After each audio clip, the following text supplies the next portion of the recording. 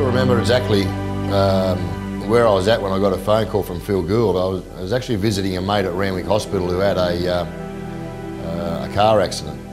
Answered the call to Gus and had a chat, and he asked me if I'd be interested in discussing the coaching role at the Roosters. Short story of it, I actually said no. I said, I don't think I'm ready. Gus said, I'll make you ready. And that gave me a lot of confidence. Gus knows me as a bloke, he knows my character, my personality, and Gus telling me that he'd be there as a right-hand man and someone who could help me through the early stages of coaching, it gave me a lot of confidence. For Ricky, through that interview period, so I was told that it didn't take long for them to make the decision to employ him. You know, he obviously got in there and he was enthusiastic, impressive, and whatever he said within those meetings, they said, well, you know, he's our guy to lead us hopefully into a grand final, but over the next few years. I got a phone call from Alan Jones, and Jonesy said, if you really want this job, you've got to ring Nick yourself. And I did, and rang Nick and said to him, look, I don't care what's been communicated and negotiated with you and John, I just want to coach your team. And I felt that phone call sealed the deal.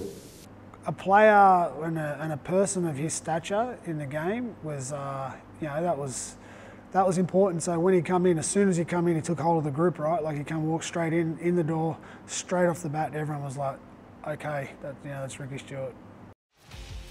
I was only a young guy, I was only 1 year out of the game, and always wanted to coach, but I wanted to make sure I had an impact as a coach.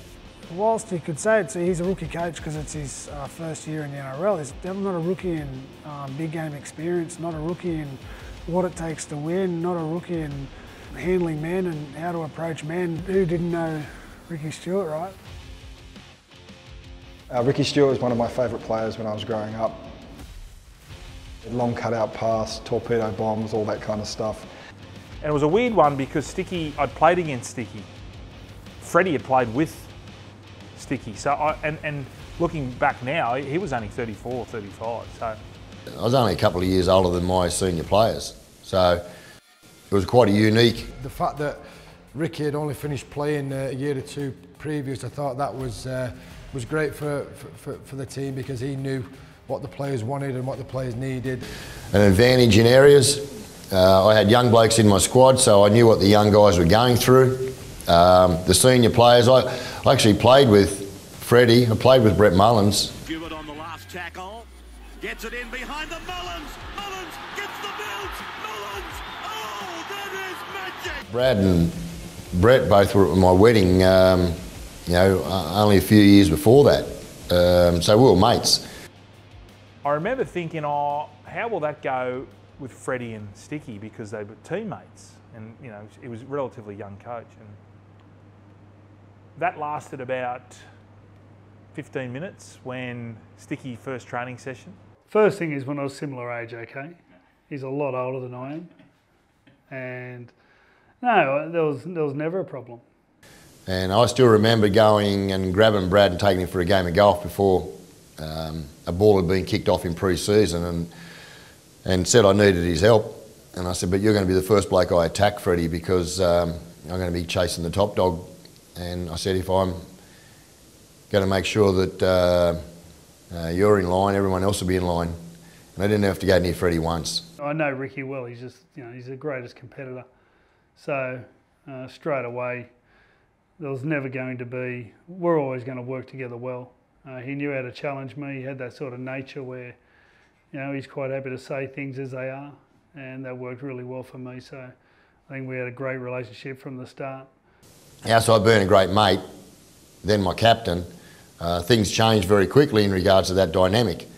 Brad was a role model for all the other players, first at training, always doing his extras. You know, we hear the word team first a lot. That was Brad Fittler. And he was an enormous advantage to me, an enormous assistant to me in regards to the way he professionally went about his preparation towards playing. He was a great leader. We heard that we were going to train very hard. We were probably shocked at exactly how hard that was. No, we trained hard, and that was the one way to make sure I had blokes on board, the guys who wanted to work hard first. And he basically, flogged us, and it was well known that we trained really hard that year. You know, the 4 in 5s that we used to have to do repeatedly. Everyone was getting 14 plus on the beat test. Repeat posts every time we dropped the ball. The 100 hundreds on the minute. From front rower to the person on the bench. You know, we all know nothing's achieved outside or before hard work, so we had to make sure we were going to be honest to each other. We worked very hard. His mantra, or his idea, was to belt the eastern suburbs out of us, in a way. He sort of thought these blokes are, well, the cafe latte set, they sit down at Bondi Beach, blah, blah, blah. You know, I still remember when I got there, I told them I was going to get you out of the confidential pages and put you on the back pages. So the two blokes I had to jump into there were Wingy and Rico. So they were the first two boys who I had to pull out of the beautiful pages of the paper, and they're two tough blokes too, two tough guys who put their bodies on the line, so it wasn't too big a change for them. We just had to change bars they were drinking at, get them to the pubs instead of the beautiful, beautiful nightclubs. Sticky sat us down, and there was John Cartwright, who was the assistant, and Dean Pay. And they sat us down, they said, the forwards, and said, oh, you know, that other clubs think you're soft. And I took it as a bit of a joke, I thought. And then when I saw no one was laughing, and then Sticky piped up and said, yeah, you're all soft. You've got a bit of a soft underbelly, that's the... They'd write things, you know, in the press, we're not scared of the Roosters pack, and he was quite adamant that he'd make sure we'd seen the piece in the paper just to challenge us, really. So, but that was good, you know. I was a player who loved to be challenged, so when Ricky, you know, he's shown us all these articles, it was like a red rag to a bull, really. So it was great incentive. And he challenged us a lot in certain areas, and one of those areas was the physicality of our game and the fitness. Looking back on it now, whether they were just thinking about that or it was a planned, whether it was true or not, but we thought it was true. So the training sessions, I've never trained as hard as I ever have that year. And it was more so, and all the clubs do it now, it was the contact. So Ricky was big on defence, which is funny because he couldn't tackle himself. So I found that ironic. Even though he was just a halfback himself, he was very much, he'd empower the forwards, you know, to try and impose yourself and obviously look after the backs. And he said that he would like to know that when you play against the Roosters, they're tough, they're physical, they're aggressive, typical Ricky Stuart type of mentality, and he made sure he did that in a pre-season, basically. I was really committed to getting as fit as I possibly could. And, you know, why couldn't you with a group like we had, you know, blokes like Croc and Minnie and Wingy and these sort of fellas who were, you know, 20 years old. And so I think that pre-season was one of the toughest pre-seasons we did back then, but I sort of thrived on all that type of stuff. Just keeping up with them alone got me fitter, so it was a great group. And then even the older players, you had Rico and Fletch and, you know, blokes who, you know, mostly never credited to how hard they trained and the level of fitness they had. Fitzy, to keep up with these blokes just made you fit, made you fitter. So that was something I was pretty committed to. The training style did suit me, but I wasn't alone there. Like, we had guys that could run all day, like, you know, Rico, Minnie, and Wingy, and Adrian. All those guys were like they're savages. They push it hard. So it definitely wasn't a free run there. We all had to work hard.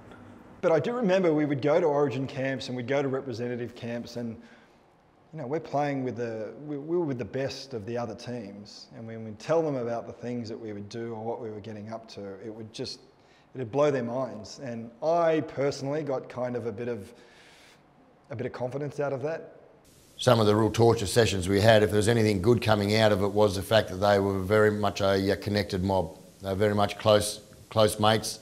They went through a very, very difficult off-season together, and they got through it. And it was probably the fittest.